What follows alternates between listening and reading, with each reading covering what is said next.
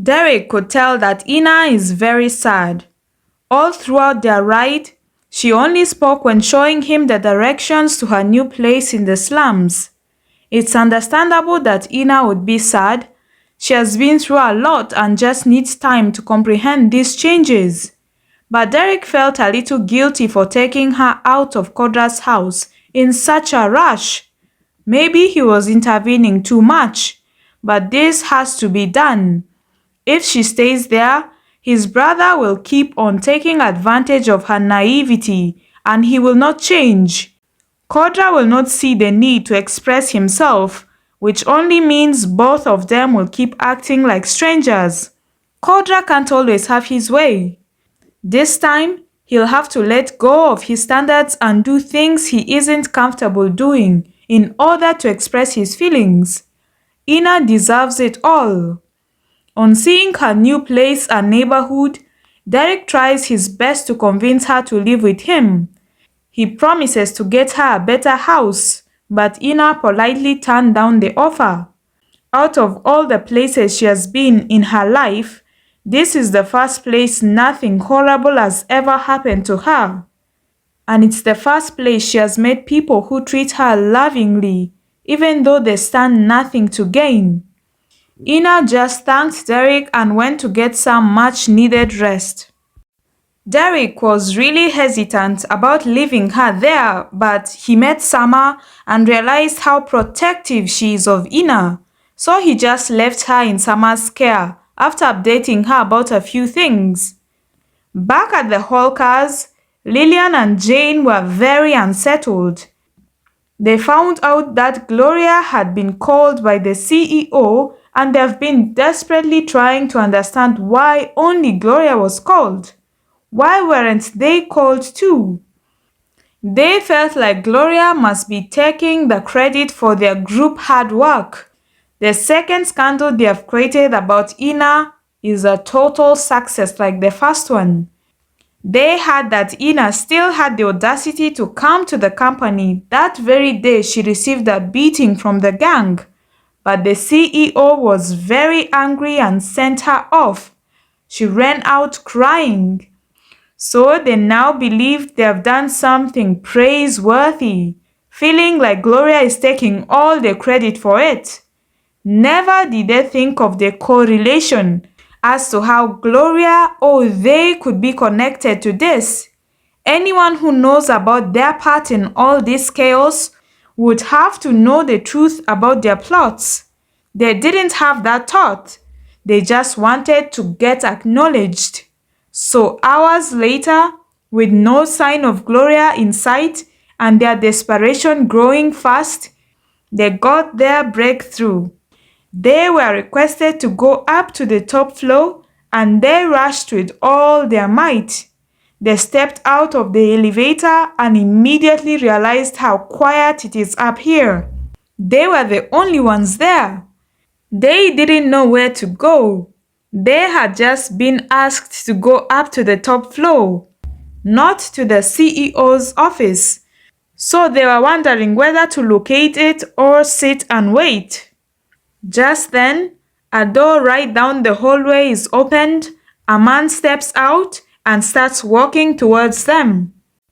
It took the girls a while to recognize who he is, but once they did, they couldn't believe their eyes. Neither could they control the excitement. Sergio is a movie producer, and he has produced some of the most acclaimed movies in the country and beyond. He's still a young man, yet he has accomplished so much. Before becoming a producer, he was a young actor, and that gave him a lot of fame and acclaim. So many people, especially ladies, know him and fangirl over him. Lillian and Jane are no exception. They could not even make out any words. Hello, ladies. My most awaited guests.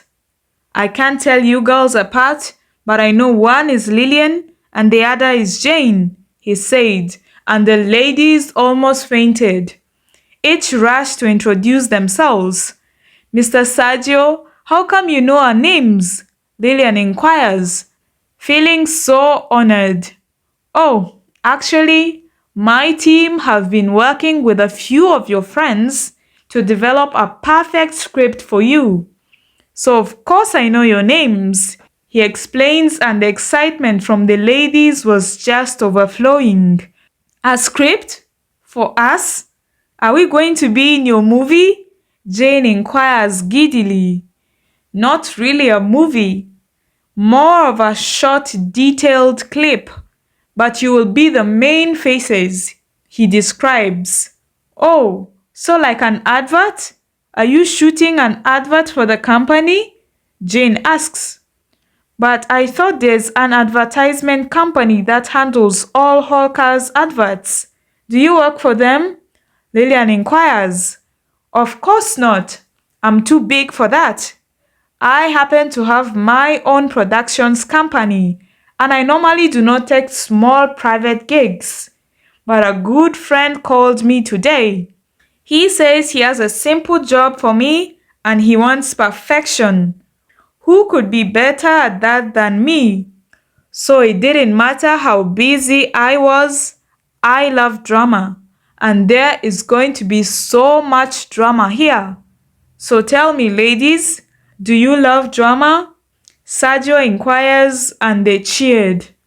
Can you act? Because we are going to need those skills. He asks again, and they shouted affirmatively, saying they are great actors and they will ace their roles. I believe you girls. You look like great actors. So we are doing this right now. Would you like to know the first step? He asks. We're ready. Tell us, they cheered. Okay, girls, cool down. The first step is quite easy. All you have to do is get familiarized with the set. You need to read the room. So I'll need you both to follow me to that room and do just that, okay?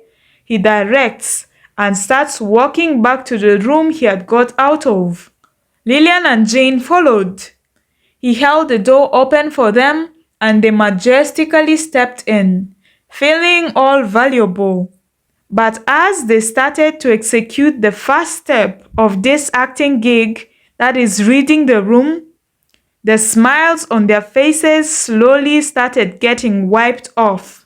A canvas of expressions could be seen on their faces every passing second as their eyes roamed. They are currently standing in a large hall. On one side is just a normal office setup. On the other side, though, is where all the drama was going down. There sits almost all their colleagues in crime. The dude Lillian had used to frame Ina. A guy who had a crush on her and she took advantage of that. Then there was the geek they used to post and publish all the crap about Ina. The previous receptionist whom they had manipulated to organize an attack on Ina were present as well. They are all swollen and bruised up. And then there was Gloria. She was avoiding their gaze and that kind of sealed it for them. They knew that they had walked into a trap. Codra is sitting majestically right in the middle, and his gaze is one that can't be described in any way. You just wish it's never directed at you. So, ladies, by the looks on your faces, I can tell you're doing a great job in reading the room. But this will work even better with the next step. Here, have these, Sergio said as his assistant handed over some papers to Lillian and Jane. They were shaking all over as they held them. What are these? Jane stutters. Well, this is your second step, reading the script. So make yourselves comfortable and go through them very carefully. It's very essential. Your friend over there who was a really big help in writing this has already understood her lines. He says, pointing towards Gloria. What is going on here? What is all this? Lillian demands for an explanation and Jane seconded. Oh, come on! I thought you read the room. At least read the script to upgrade your understanding. But it's fine. Let me help you girls understand so as to speed this whole thing up. I can't wait for my favorite part in this drama. This setup right here, as you can see, is an office compartment. And this is where it's all going to go down. To put it simply, you girls are going to gossip. Yes, and you're going to do it so naturally like the evil geniuses you are. You said you're great at acting, right? Well, we are going to need those skills.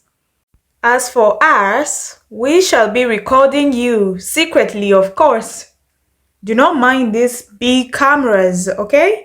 We're just a workmate with a phone that coincidentally happened to get the perfect angles of your conversation on video. So please, girls, read the script, he orders, smiling devilishly. No, Lillian shouted. We're not doing this. You can't force us, Jane adds. You can shout all you want. I'll get my turn for sure. And no one is forcing you girls. You have choices, and so do we, in case you haven't noticed. But the thing is, no matter what you decide to do, your lives will be ruined. Honestly, even if you cooperate with us, we are still going to make sure you regret messing with my buddy's pretty girl. Now, imagine what will happen when you do not cooperate. Put your little brains to work. Assess your situation and the kind of power man you're dealing with. Serio explains.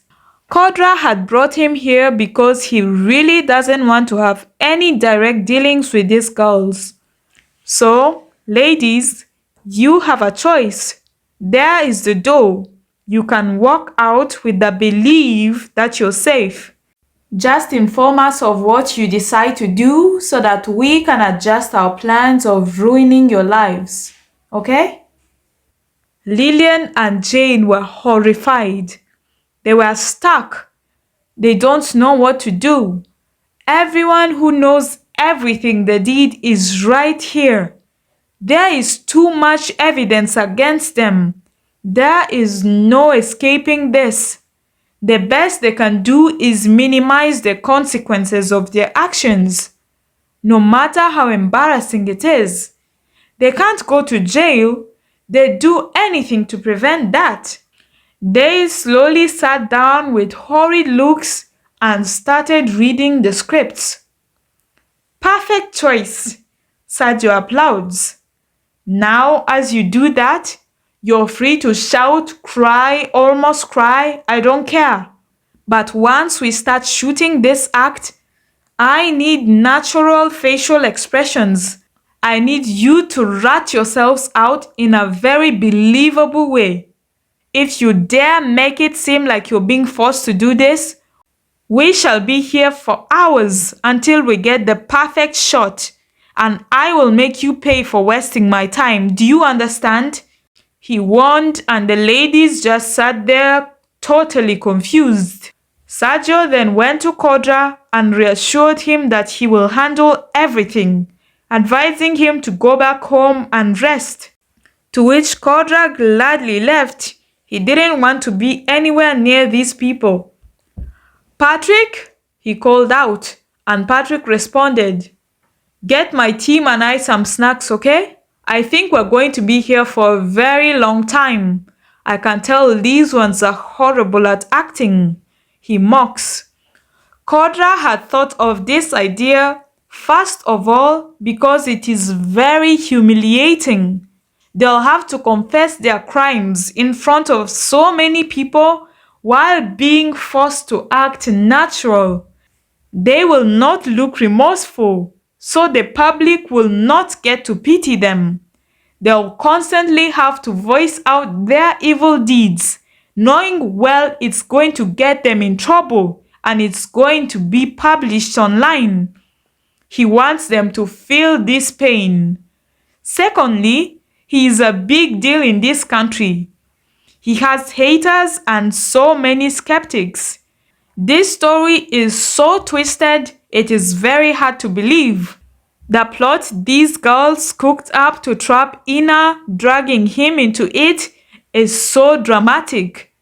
If they confess normally, no matter what kind of evidence he has against them, some people might believe he just used his power and money to force them to do it. They might even dismiss all the evidence and still root for these girls. So much as he doesn't care what these people say about him, this whole thing doesn't only affect his life. So he needs to do something very valid about it. If the setup is that these girls are caught gossiping, looking very devilish and evil, the public's opinion will definitely switch. No one likes mean girls and bullies.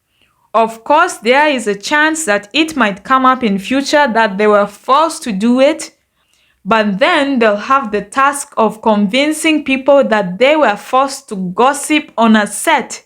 That will be very hard and their reputation would have been completely ruined by then.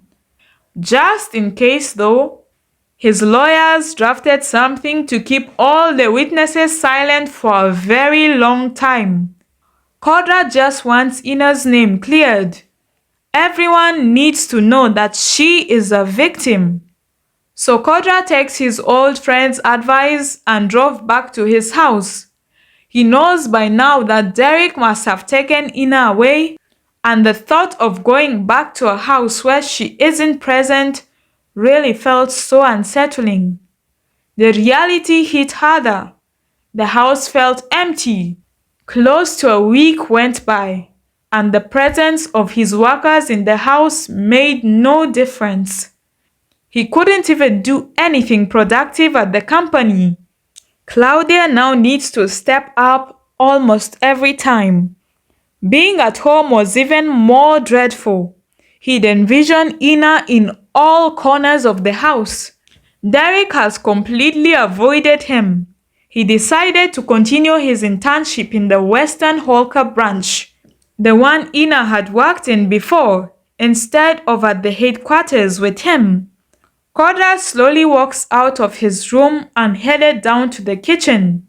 He had replaced every single staff he fired aside from the chef.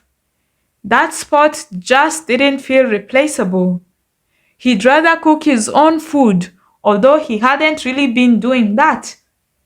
He opens the fridge to pour himself a drink and something caught his attention. It is a container, safely tucked in. He wondered what could be in it. He didn't ask the maid to cook anything for him.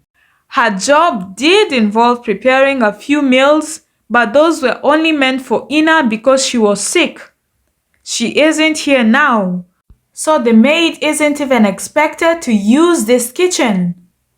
Aside from cleaning it, she has no business here. Kodra opens the container, and in it was a decent-sized cake. He immediately knew who the baker is. He could never mistake her work for anyone else's. He savored every single bite. It might have overstayed there, but he did not mind. To him, it was perfect. It brought back some old memories. That was his lunch. Right after having it, he got in his car and drove off. He just couldn't stay in the house anymore. Derek responds to a knock at his door just to find his brother there. He has moved back to the school district and had been avoiding Codra. Ina isn't here. That's the first thing he said. Codra just ignored him and walked right in, making himself comfortable. Derek sits down as well and expectantly stares at Codra, but the clock just keeps ticking and Codra says absolutely nothing. Damn it, man. Won't you at least apologize? Derek complains. Why would I apologize to you? Kodra asks, sizing him up. Derek just sighed. This is so typical of Kodra. Fine, don't apologize to me. But Ina deserves an apology. You've made her bullies pay. But that is not enough and you know it, Derek points out. Kodra gets a thoughtful look after this. A very slight change in his demeanor. Like he really does feel remorseful and wants to do something about it. Derek catches on. Listen, bro, I know we really didn't get the most loving upbringing. We don't have loving parents. We've barely ever spent any time with them. All we got from them is hard love, and you had it worse. They always expected perfection from you. You never got to enjoy childhood or be a normal teenager. Heck, not even a normal human being. You've never had fun, Kodra. Everything you did was critiqued. Dad and mom made you feel like love, kindness, or any humane emotions are weaknesses. You shielded me from all that. I had you, but you had no one. You still don't because you push everyone away.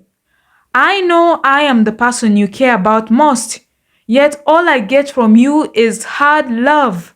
I am not complaining. My point is we had a horrible childhood. Absent perfectionists of parents. They were never there for us and they still aren't, which is more of a blessing now. But our life was still tens of times better than that of many people out there. Like Ina, for example. We had each other. We had parents, crappy as they may be. They were providers. What did Ina have? Who did Ina have? An aunt who mistreated her for years? Cousins who joined in? She endured physical punishments, child labor, horrible conditions overall. Imagine how hard it must have been for her. Codra, if there's anyone who needs true love and affection, it's Ina. I know you're a hard guy by nature as well, leave alone all you faced growing up, but loving someone and proving it to them involves a lot of things. Things we wouldn't normally do. And I know you love Ina, man. You're madly in love with that girl. There's no denying it. I mean, we both knew a time like this would come, where someone would warm their way into your cold heart. I just never knew it would be so hard for you to express yourself. Have you ever in your life even told someone you love them, or like them, or care about them? I know you haven't told me. I assume you love me because you show me in your own weird way. If you can't tell her, just show her. That's a start. Maybe you'll get more comfortable as time goes. You and Ina are kind of alike. Just like you, she's not expressive. You can help each other, Derek urged. Kodra was just silent all through this rant. I can't. She said I'm not her type, he confessed, looking like a helpless child. Derek couldn't believe this is what got his brother all worked up. Such a sensitive man. Dude, are you serious? You're really going to allow something she said when she thought the worst of you shape your whole ideology of how she feels about you? You didn't stalk her, threaten her friends, or ask for those pictures. Derek explained like he was talking to a child. Well, I might have given her more reasons to think the worst of me then, Codra grumbled. I'm glad you noticed. Derek taunts, making Kodra feel even worse. He sighed heavily after a while. He doesn't like seeing Kodra this way. Well, I don't understand why, but I think she likes you back, he confessed. Kodra looked up expectantly, waiting for an explanation. The thing is, that day I went to pick her up. Even after explaining everything to her, telling her she no longer owes you anything, and she had been proven innocent, she's now free and all that, She didn't want to leave. She wanted to wait for you. I practically took her out against her will. She didn't say it, but I could see it. Derek narrates, and by the end of it, there was a murderous look on his brother's face, like he wanted to punch him or something. Then why the heck did you take her out of the house if she wanted to stay? Kodra backs. Hey, I'm trying to save your love life and I'm the bad guy now? You know what? While you sit here blaming me, there must be another guy out there worming his way into her heart. I heard the reason she was single till now is because her aunt never allowed her to have a boyfriend. And at college, her old friend kept wedding off her potential suitors. She kept manipulating Ina against them. Well, guess what? Those people no longer control her. And thanks to you and them, she is famous now, which means sooner or later, a real man who treats her like a princess is going to show up, and I will be very happy for her. In fact, I hope it has already happened. Ina deserves it. Derek rants as Codra abruptly stood up and starts to walk out. Hey, bro, where are you going? I can direct you to Ina's place, or even take you there. Derek offered, and Kodra stopped to answer. There will be no need for that. And listen, I don't know what made you think that you are the person I care about most, but you need to get rid of that thought. You are not even close. He spat and started walking out again. I love you too, bro. But seriously, is that all you got from my educative speech? It was a really long one. Derek shouted, but all he got as a response was the loud bang of his door shutting. He immediately busted out into a fit of laughter. At least he passed his message across. Now it's all up to Codra. Ina is in her house feeling low and depressed. This is how she has been the past couple of days. Nothing seems to cheer her up, no matter how much she tries. Her old friends and all their schemes about her were exposed. Her innocence is widely spread now. She knows Kodra has a hand in it. Patrick had come over a few days ago with Kodra's lawyers. Ina was very surprised to find out that everything her aunt and family have been lavishing belongs to her. They forged her parents' will and left her with nothing. Codra's team managed to find so much evidence. They came to ask Ina on whether to open a case against her aunt. She is her aunt after all, her only living relative. It has to be her choice. This information was just too much for Ina. She was given time to think about it. But she knows what she wants. Her aunt and her old friends came begging the very next day. She wondered how they even found her address.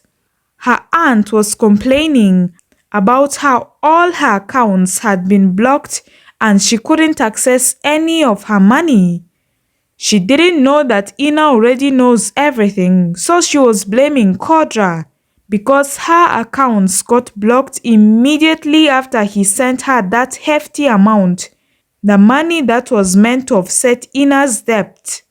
And Joko tells Ina that Kodra is trying to steal everything that she and her uncle worked for and begged her to please do something about it, promising to reward her well. Whereas her old friends came begging for their lives. Since they complied to Codra's terms, they were offered the opportunity to beg Ina for forgiveness. Whatever happens to them depends on what Ina decides to do. Whether the company charges them or not basically depends on Ina. So they begged in all ways possible. Ina didn't want to deal with any of this. She didn't have the energy to. She just went into her small house and lay down, leaving them outside. They shouted and cried outside until Sama chased them all away. Ina later asked Sama to call Kodra's lawyers on her behalf to thank them and tell them that she holds nothing against her old friends. They have already got their fair share of consequences. As for her aunt, she can keep everything. She wants nothing to do with all the reminders of her horrible childhood. Sama agreed and called the lawyers. She said Ina wants her old friends to spend at least 2 months in jail and wants a request for a court order that mandates her aunt leave everything that belonged to her parents. She can't even keep a single dime of the savings got from her parents' businesses. And Joko has no other proof for her income source, so this was very easy. They wouldn't be charged for all the years they milked Ina's wealth, but they leave with nothing, just the way they came. Ina was kind of disappointed when she found out about this. She told Sama that she wants nothing to do with that house. It brings so many nightmares to her. That place and the entire neighborhood just reminds her of the worst times in her life. But Sama, being Sama, offered to sell it. So she went out to prep the house and evaluate its market value today. Yes, also to kick out Aunt Joko and her family, making sure they live with nothing. Not even the cars. They could only take their personal belongings, which is generous. They have lived like the rich at the true honest compromise for years. Their children went to the best universities, so they might as well take care of their parents. I found this box. It's addressed to you, Sama said, showing a box she found in the house. What's in it? Ina inquires. I don't know. It's addressed to you, and it has been opened before, probably by your aunt. She was trying to sneak it out earlier. I think it's from your parents. Ina becomes visibly sad after hearing this. She knows nothing about her parents. She doesn't even know what they looked like. Sama saw this and just placed the box in the cupboard, saying she should only open it when she's ready. She leaves Ina alone after this. They've been trying their best to cheer her up lately, but Ina just prefers to stay indoors. Sama and Tale were chatting outside in the evening when they spotted a flashy luxury car driving towards them. Now, this hasn't been anything unusual lately. Derek has come over several times. Patrick has come over with the lawyers. Even her aunt came with a luxury car. But this one felt different. Once Kodra stepped out of the car, they realized why. They quickly rushed over to attack, only verbally of course. They introduced themselves as Ina's siblings and demanded an explanation as to why he hurt their sister. Codra of course doesn't give any explanation. He just requests to speak to Ina. Do you really think talking to her will fix things? You have to do a lot more than that, sir, Sama asserts. It came as a total shock to them when Kodra inquired for any ideas of what he can do. He promised to do anything. The desperation on his face was very clear. So Sama and Tale formulated a plan. They know that Ina really likes this guy. It's kind of obvious. So much good news has come her way lately, yet she gets more miserable each passing day. This dude must have really hurt her, but the heart wants what it wants. So they thought of something. Kodra is a wealthy man. They might as well have fun and give the lovebirds some private time. Everybody wins. If you want to win over my sister, you need to do everything I say. I know her very well, and I am an expert in romance. So, for starters, we shall have an exchange of cars. You take mine, I take yours, Tale suggested, and Kodra stared at him skeptically. How is this supposed to help him get close to Ina? Besides, isn't this the taxi boy with a taxi that's almost falling apart? Only for 2 weeks, Tale adds after seeing Kodra's doubtful look. Yes, we keep your luxury car and you give us a lifestyle that befits it. In exchange, we help you impress our sister. Besides, it's not like you can keep a car like this one in this neighborhood. Shama shrugs. Ina wakes up, once again with thoughts of Kodra. She just couldn't stop thinking of him. Every single time a car drives to this compound or someone knocks on her door, she wishes it's him, but she just kept getting disappointed. Everyone came.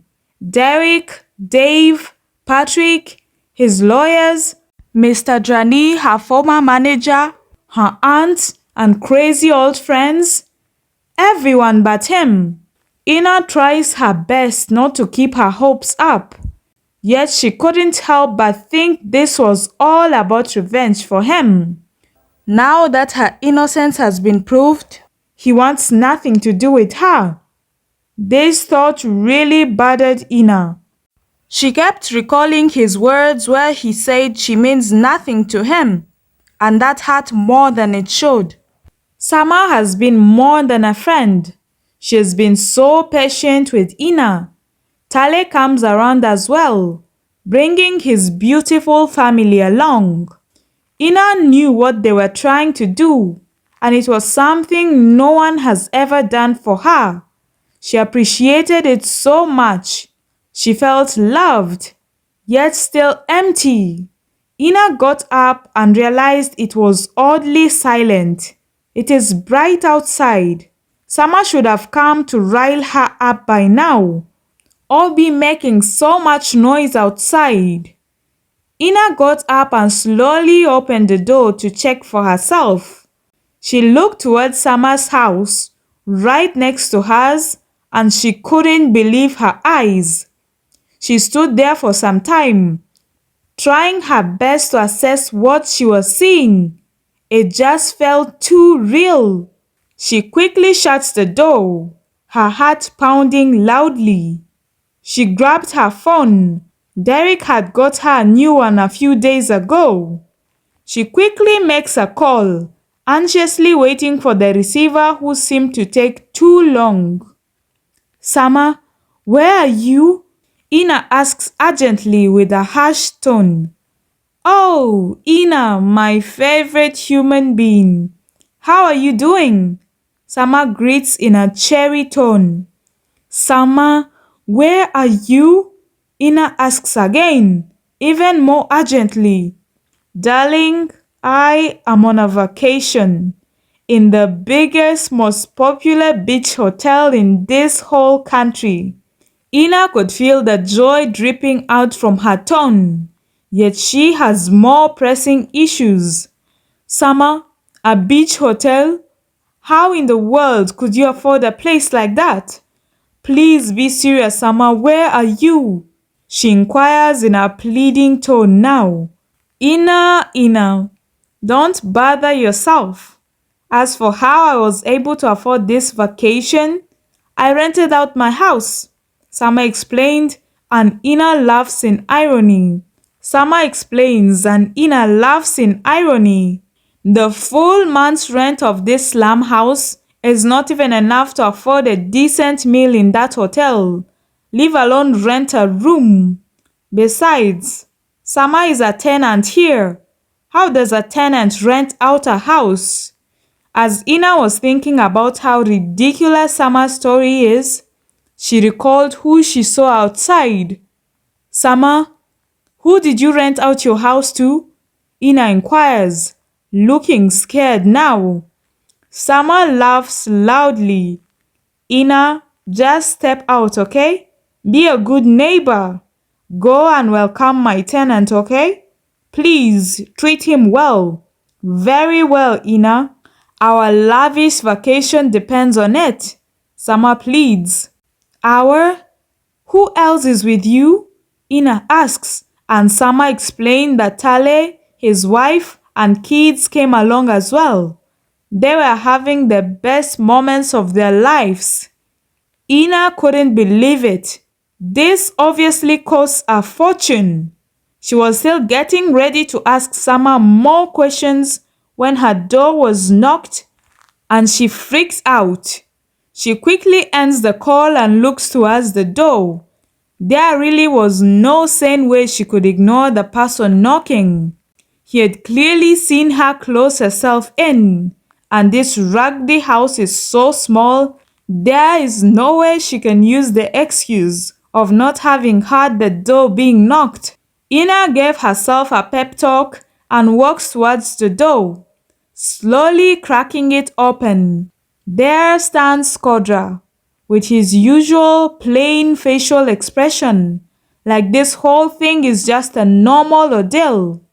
Ina stares at him like a child staring at candy. She still couldn't believe her eyes. She couldn't make out a single word. "Good morning," Kodra greets. "I've been waiting for you to wake up.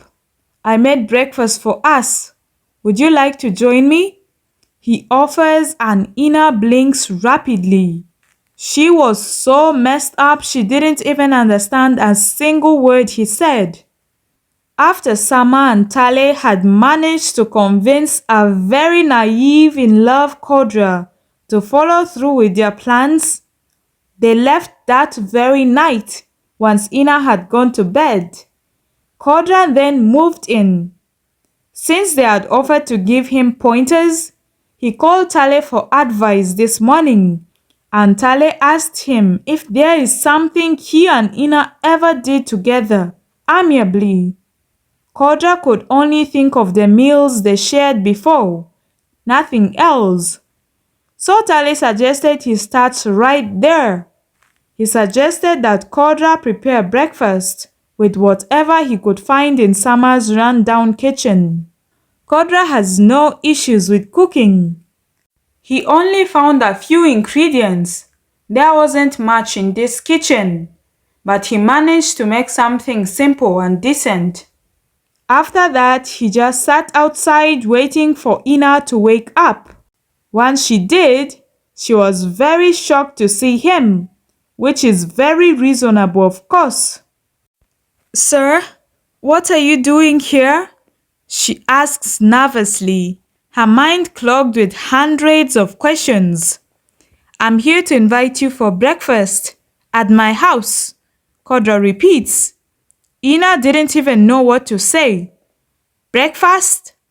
His house? Breakfast he made? Ina is now seated in Sama's simple house, sharing a simple meal with Kodra, a meal prepared by him, here in the southern slums. She didn't say anything, but goodness knows she missed this. She wanted to ask him why he's here. You know, just to find out why he'd go such great lengths.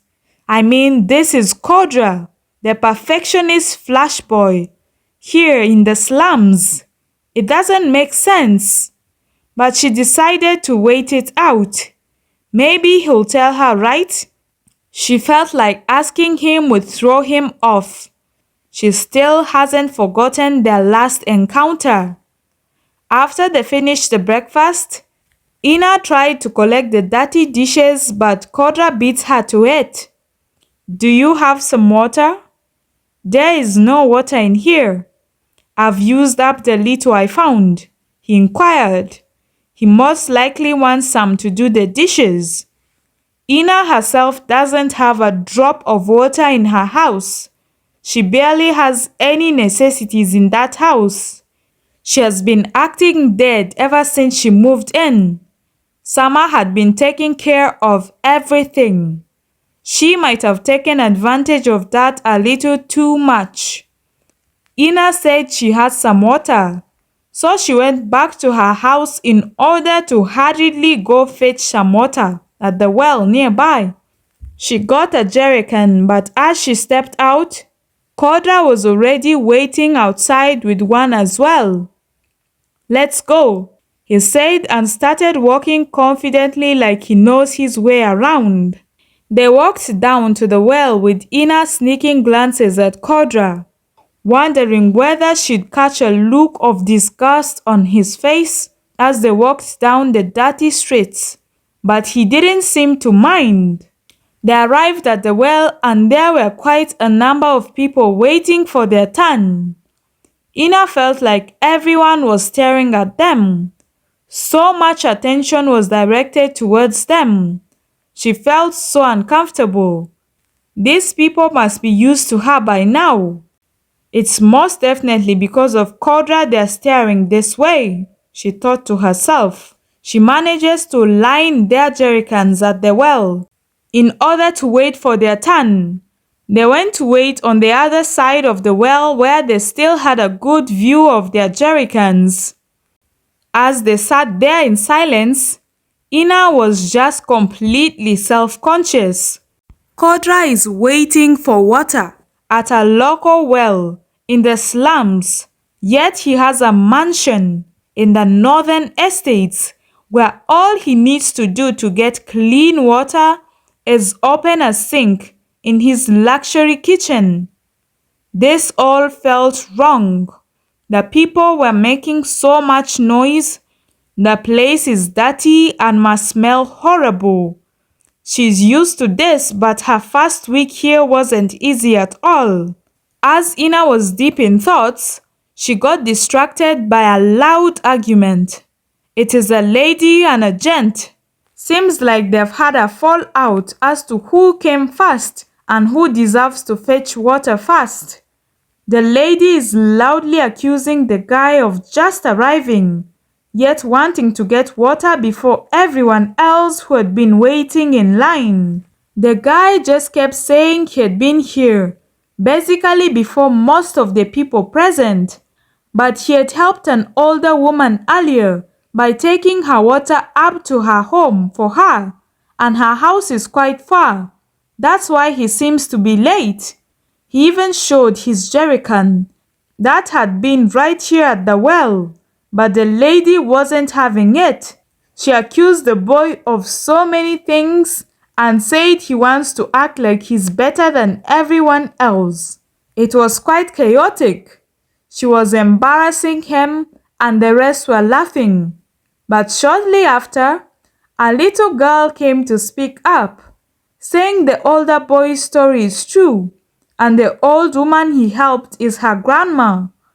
This is a congested neighborhood, so everyone realized who the old lady is. The story added up. The lady who had been shouting wasn't even embarrassed though. The gent whom she had accused wrongly asked her whether she would apologize or not, to which she boldly said she doesn't have to, because she wasn't aware he had arrived before everyone else. The girl had so much confidence, she wasn't even embarrassed in the slightest. The guy just dismisses it, laughing off. No one seemed to even take it that seriously. It was like they know this particular girl for creating havoc. She was just so loud and wrong, yet confident. Ina felt like evaporating into thin air. Did she have to witness this with Kodra sitting right next to her? Isn't that how they met? She wrongly accused him as well. At least she's sorry, right? She tries to reason, wishing so hard that Kodra doesn't link this whole chaos to theirs like she has. He seemed to have been too invested in watching the whole thing unfold. You were louder and much more scarier. His eyes still trained on the locals at the well. Ina heard him clearly, yet tried her best to act like she didn't. No one who knows you would ever think you have that side to you, he said, making it even clearer that he's talking about their first encounter. Was that the first time you ever saw me? He asks. Ina was caught off guard by this. She looked at him just to find his eyes already trained on her. She felt embarrassed all over again and realized she never actually apologized to him regarding the attack she launched on him. Sir, I'm really sorry about that. I was misinformed. I didn't mean anything I said. She apologizes. I know you're sorry. You're not at fault. Everyone knows that by now. And it's fine. You can call me Kodra, by the way. We're neighbors. I'm no longer your boss, and I never will be. He clarifies. I was just wondering whether that was the first time you saw me. Ina was still blown away by his kind words. She didn't even realize she has to answer. Actually, yes. I'd never seen you live before, she answered. Codra nods and stays silent for a few seconds before speaking up again. Well, that wasn't the first time I saw you. Neither was it the first time we met. Ina inquisitively stares at him. What does he mean by that? If she had seen him before, she most definitely wouldn't have embarrassed herself like that. 2 years ago, you came to welcome your new neighbor. You brought cake, he says. Ina was thoughtful for a while before she got a look of recognition. Years ago, when a new person moved to the apartment next to hers, she had prepared enough cake, so she thought it would be a nice gesture. She was very shocked to see a full-grown man at the door.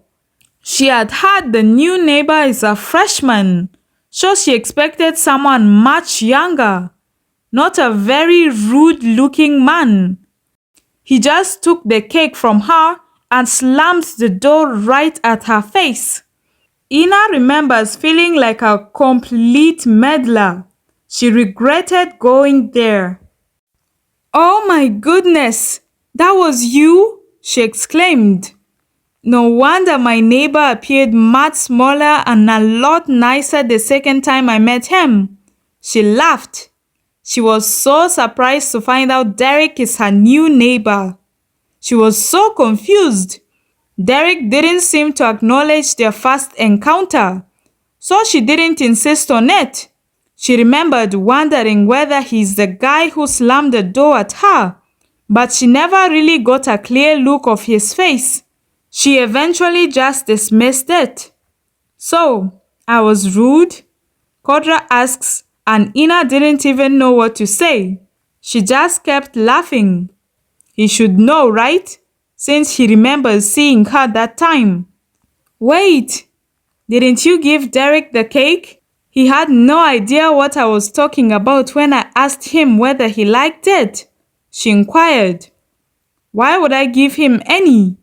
You gave it to me, he claimed. But you could have shared, right? Yes, but I didn't want to. I had it all. So you can ask me whether I liked it, he says seriously. Sir, that was more than 2 years ago now, she joked. I still remember the taste. It was different at every single bite, he said seriously. Ina didn't know how to feel about that. Okay, sir, did you like the cake? She asks awkwardly. I loved it. In fact, it made me regret slamming the door, because then I couldn't ask for more. He smirked. Ina just looked away, feeling so shy and happy. I'm sorry, he said. Ina looked at him. For slamming the door at me? She asked. Yes, and for everything else I did to you. Talking doesn't feel as hard now. I should have taken a different approach.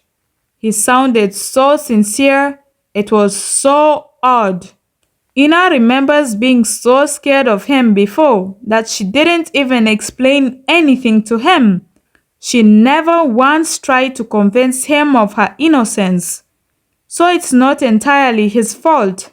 She hadn't even realized he was laughing out so easily just now, next to him, talking casually. It's okay, sir. I know you're sorry, and it's all fine. She responds. How are you so sure that I'm sorry? Kodra asks. Ina looks around, wondering how to answer. Well, for starters, you're here, sitting at a slum water point, waiting to fetch some water. You have no other reason to be here, she explained. Kodra didn't like her line of thought, and his habit of correcting people kicked in, making him take a stand to clarify a point. Ina, listen, I am indeed sorry, but that is not the main reason for my presence. I'm here because I had no idea on how to let you know how I feel about you. I didn't know how to start telling you that I like you. Your friends offered this suggestion, so I went along with it. Derek also said I would have to do something extraordinary to make you know how I feel, he pointed out. Ina was so taken aback. This is all too good to be true, right? This whole morning isn't adding up. She wants to believe this so bad, but it doesn't make any sense. She quickly thinks of a way to evade him, so she rushes down to the well, leaving Codra behind. As she walks down to the water point, the lady she had seen arguing earlier called her by name. How come you know my name? Ina asks. Oh, darling, everyone knows you. You and that guy are like a celebrity couple. Your story is all over social media. Such wicked friends you had, she said. It made sense now why everyone was staring at them earlier. Ina looks back at Kodra and his eyes were trained on her. Such a handsome man. Go back and continue with your conversation, the lady suggested. Ina quickly tries to deny. It is almost her turn to draw water anyway. But the lady insisted. She offered to draw water for them. She explains that she's actually Summer's friend, and the house Ina and Summer are renting, along with many around it, belong to her family. Thank you, but I can just wait here, right? No, you cannot. There is no way you're going to leave a hunk like that mid-conversation. Look at him. He looks miserable. Go back there, girl, she insisted. Ina slowly walked back to Kodra and sat back down. It was silent again. He didn't say anything. I'm sorry, I just went to check whether it's our turn to draw water, she explained, feeling rather awkward. It was kind of rude of her to run off like that. Can you give me a chance to show you that I really like you? Kodra asks. Ina was so conflicted. This just doesn't make sense. This is Kodra Holker, for goodness sake. If this guy likes someone, it just can't be her, right? Not that she's complaining about it or anything. It just felt too good to be true. Sir, I'm sorry, but I have to ask. What do you like about me? She inquires seriously. Kodra spoke, looking directly into her eyes. I'm not the best at being verbally expressive, but if you were to ask me what I do not like about you, absolutely nothing would come to mind. Ina was out of words. The reason why she was hesitant is because Kodra hadn't been the nicest to her. Yet these few days away from him were so torturous.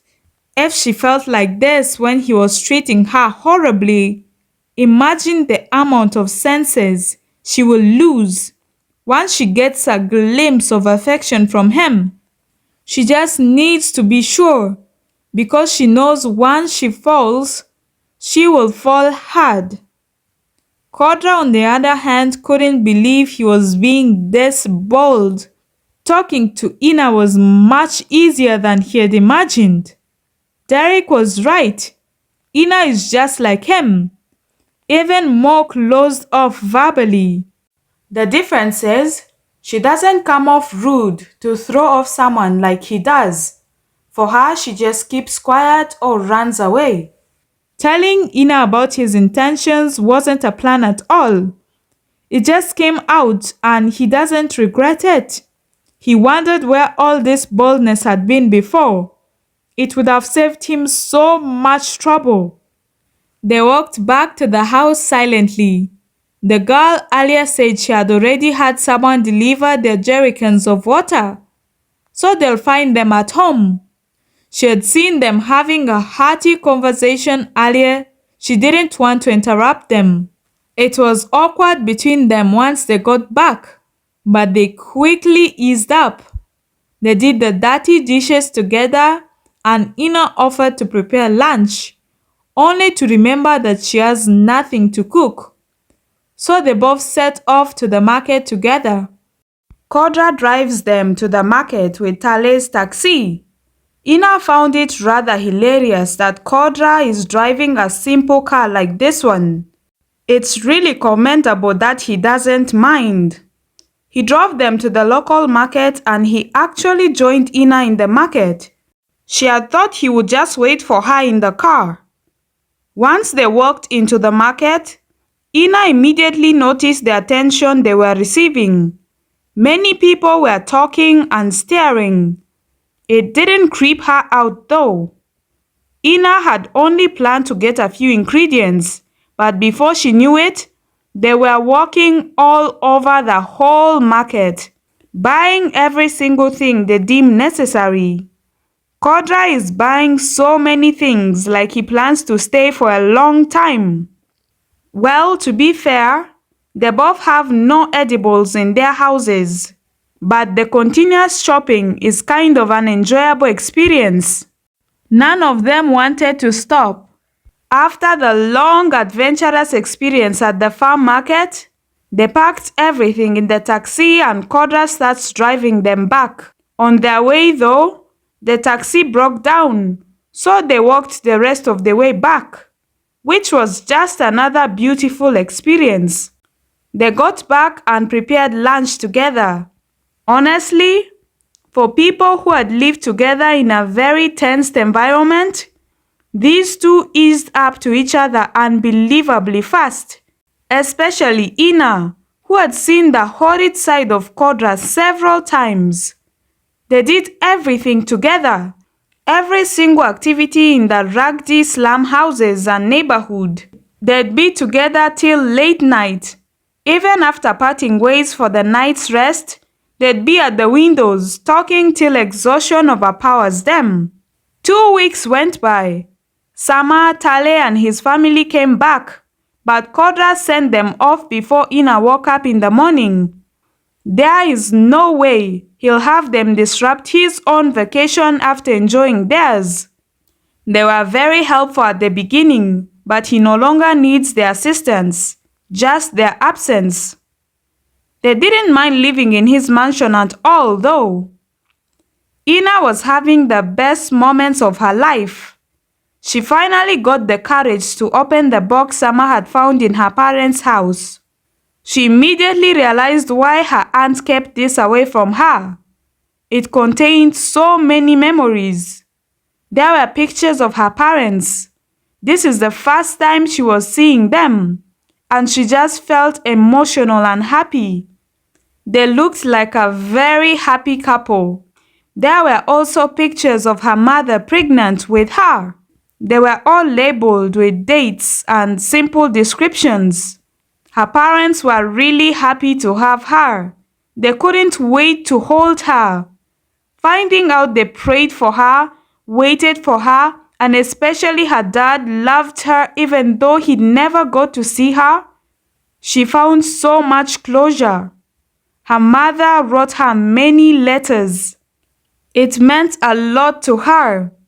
For someone who had always felt like a mistake, someone who regretted her existence so many times, this was really healing. There were many pictures of her parents working in the supermarket. Ina could tell that place meant a lot to them, especially her father. He grew up as an orphan too. He worked so hard to get that place. So Ina decided to continue with his legacy. Her days spent in that supermarket years ago were honestly enjoyable. The only downsides were the times her aunt would visit. Ina felt kind of guilty that she almost gave away something so valuable to her parents. She is glad Sama did not allow her go along with her stupid decision. And if it wasn't for Kodra, she wouldn't even know about this whole thing. Her aunt would just keep exploiting her. And thanks to Sama, she got this memory box. Ina resolves to take really good care of the commercial house. Although she obviously had a spot at Holka Enterprises, she never went to work there again. She had her own business to run. As for the house, although her parents had great memories there as well, Ina doesn't. She still went on with selling it and bought 2 smaller houses with the money, gifting one to her brother and the other to her sister. The 2 people who made her realize that humanity still exists. She and Codra eventually left the slums, going with memories they'd never forget. Codra went back to work, Ina too, but they never stopped spending time together. On several occasions, Ina would drop by at the company to spend time with him, and Codra would do the same as well, dropping by the supermarket any time of the day. Sometimes both of them would just drive off anywhere to enjoy each other's company. They were inseparable, whereas Tale would have to look for a different job. The car exchange became permanent. Kodra completely remodeled the old taxi. It became their little adventure car. Tale did not mind at all. So a union that started on a very edgy note had somehow turned out into a beautiful love story that millions of people witnessed. Months ago, Ina was reduced to nothing. She lost her job, her friends, and she was homeless. But thanks to that experience, she met some of the loveliest people ever. She now has everything and more. She has a sister, 2 brothers, beautiful nieces, and she made really good friends along the way. It was a rough experience, but now she's no longer alone. So when her lovely fiancé proposed to her, she was surrounded by family. She had people to celebrate with. She went from having nothing to having everything, more than she could ever wish for. She was the happiest girl in the whole world.